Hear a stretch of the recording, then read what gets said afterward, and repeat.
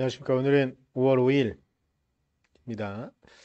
오늘은 어린이날이고 해서 사전 녹화를 좀 합니다. 제가 다른 일정 때문에 새벽 시간에 하기가 어려울 것 같아서 미리 좀 녹화를 하고 시간에 맞춰서 올리도록 하겠습니다. 오늘 우리가 같이 볼 말씀은 열왕기하의 마지막 부분을 좀 볼 겁니다.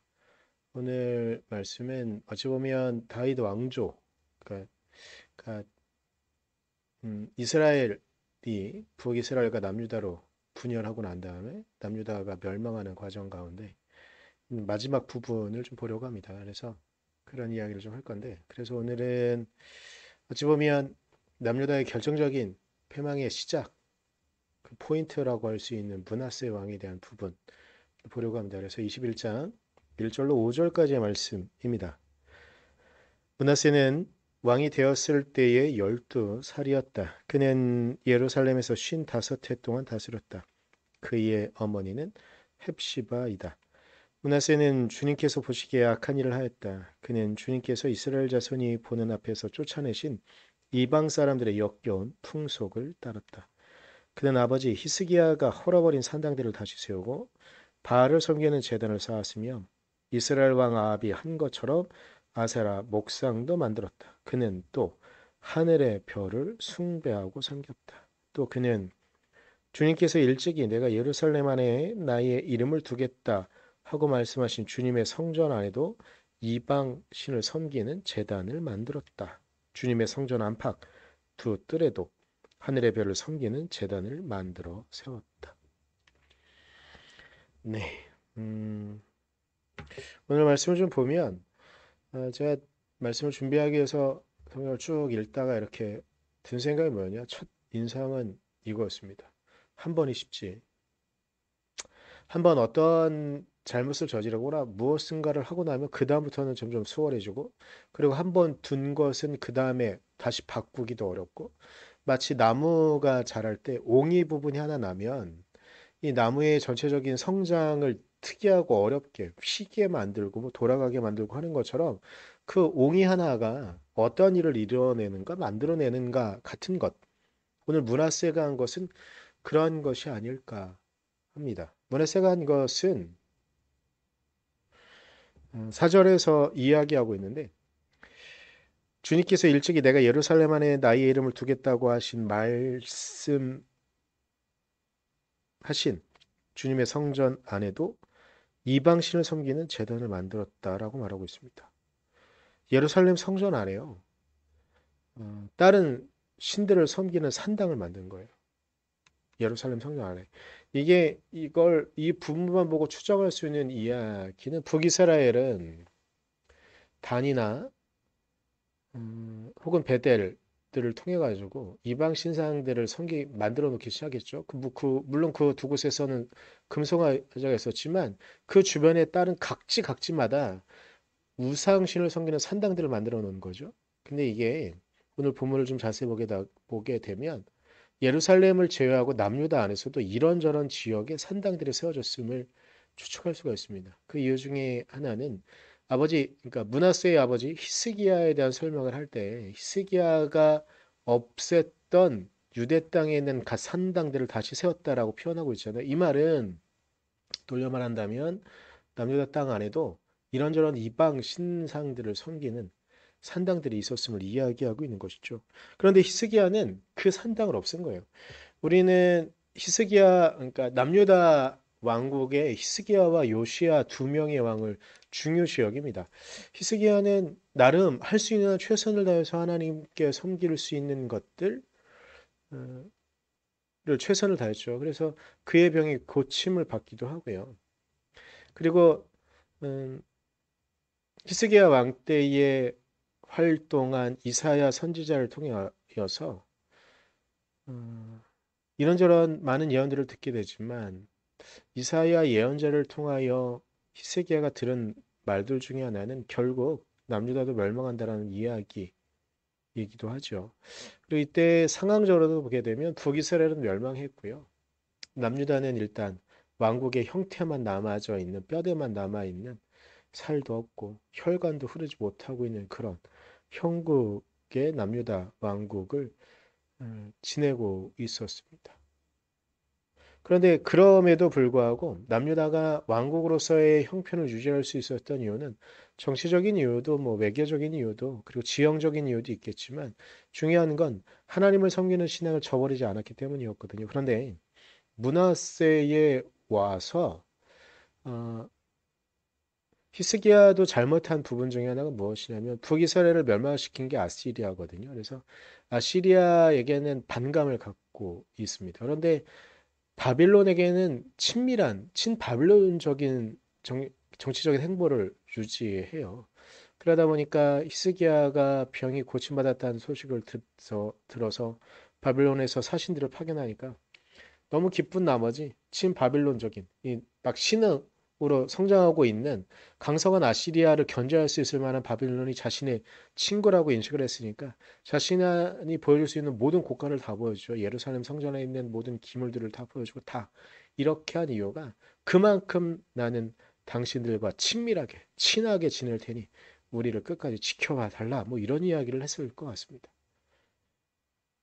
그런데 그의 아들 므낫세는요 아주 더 심한 친바빌론적인 성향을 더욱더 크게 발휘합니다. 그리고 그러다 보니까 주변에 있는 국가들이 하는 것처럼 자신들의 코어, 자신들의 핵심인 예루살렘에 무엇을 하느냐? 다른 바빌론이 섬기는 혹은 다른 강성한 국가들이 섬기는 그곳이 섬기는 신상을 산당을 예루살렘 성전 안에 집어넣는 거예요. 그게 무슨 일이었냐? 하나님께서는 예루살렘 성전이 지어지실 때 솔로몬에게 약속하셨어요. 내가 예루살렘 안에 나의 이름을 두겠다라고 말씀하셨거든요. 그런데 그 예루살렘 성전 안에 산당을 지은 겁니다. 이제 물고 어찌 보면 예루살렘이 끝까지 지키고 있었던 상징하고 있었던 마지막 물꼬를 터버린 겁니다. 이제는 막을 수가 없는 거예요. 그래서 하나님께서는 북이스라엘을 멸망하고 남유다의 멸망을 더 이상 막지도 않으시고 그냥 그렇게 두십니다. 므낫세의 손주는 요시야입니다. 요시야는 어린 나이에 왕위에 등극을 했는데요. 요시야는 제가 봐서는 히스기야보다도 더 적극적으로 종교를 개혁하고 하나님을 믿는 백성이 어떻게 살아가야 되는가 왕이 보여줄 수 있는 최선의 노력을 다해서 그의 개혁을 만들어 나가거든요. 요시야는 율법책을 새로이 집필한 율법책을 반포합니다. 그리고 그걸 모든 백성들 앞에서 읽게 하고 모든 백성들 앞에서 거기에 있는 말씀대로 개혁하기 위해서 노력합니다. 그래서 무너져가던 성전들을 재건합니다. 이방 예배를 철폐합니다. 그리고 23절에는 특이한 보도가 있는데요. 22절에 사사들이 이스라엘을 다스리던 시대로부터 이스라엘과 유다 왕들의 시대에 이르기까지 어느 시대에도 이와 같은 유월절은 지킨 일은 없었다라고 말하는데 이건 무엇이냐면 지금까지 그냥 흔적으로만 남아있었던 유월절을 어찌 보면 형식적으로만 남아있었던 그리고 신실한 몇 사람들만 이렇게 지키고 있었던 유월절을 이스라엘 백성 전체가 모두 다 이 유월절을 기억하며 하나님께서 이집트에서 우리를 어떻게 구원해 주셨고 우리를 어떻게 선택하셨는가 그 말씀을 읽으며 하나님께 온전히 예배하며 이렇게 같이 우리는 하나님의 백성임을 선포할 수 있는 그날을 선포하면서 유월절을 지키게 한 것이죠. 요시아의 개혁은 저는 요시아 이야기를 최근 들어 자주 하는 것 같긴 합니다만 젊은 군주가 최선을 다하여 그런 개혁해 나갑니다. 하지만 이 개혁은 그의 목적에 다다르지 못합니다. 그의 목적은 이 왕국이 하나님의 백성이니 하나님께서 그렇게 이집트 땅에서 불러 일으켜셔서 만드신 국가이니 하나님께서 끝까지 책임져 주시고 하나님께서 이스라엘을 이끌어 주시기를 원하는 그런 것이었을 것입니다. 그런데 이 요시아의 개혁의 후반부에 같은 장 26절에 이런 말을 합니다. 그러나 주님께서는 유다에게 쏟으시려던 그 불타는 진노를 거두어 들이시지는 않으셨다. 왜냐? 므낫세가 주님을 너무나도 경노하시게 하였기 때문이다라고 말합니다.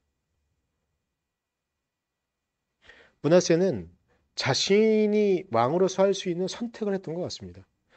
지금 나라가 움직이고 주변에 있는 국가들이 움직이는 모양들 속에 아시리아는 점점점 힘이 쇠락해져 가고 있는 것 같고 바빌론이 힘이 성장해 가고 있는 것 같으니까 바빌론에게 잘 보이려고 자신의 아버지도 그렇게 했으니까 국가를 다 보여주었으니까 왕으로서 할 수 있는 일이라고 생각하면서 바빌론, 친바빌론적인 성향.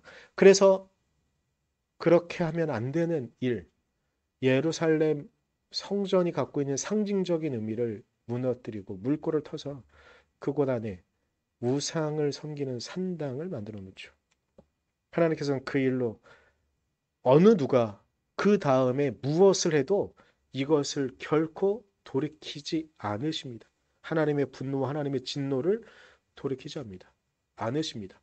하나의 선택이, 잘못된 선택이 돌이킬 수 없는 결과를 낳기도 한다는 사실을 오늘 본문은 우리에게 말해주고 있는 거죠.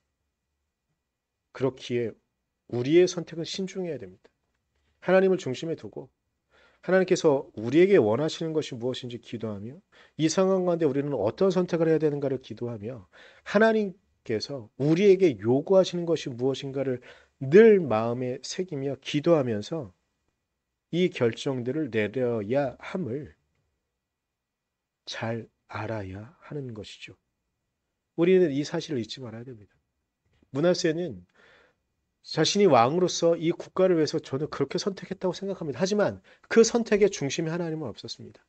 그 선택의 중심에 이스라엘 백성들을 어떻게 이끄셨는가에 대한 하나님의 기억을 잊어버렸습니다. 자신의 아버지가 하려고 했던 기억이 무엇이었는가 므낫세는 잊었고 므낫세의 손자인 요시아의 기억은 그의 목적을 이루지 못하게 됩니다.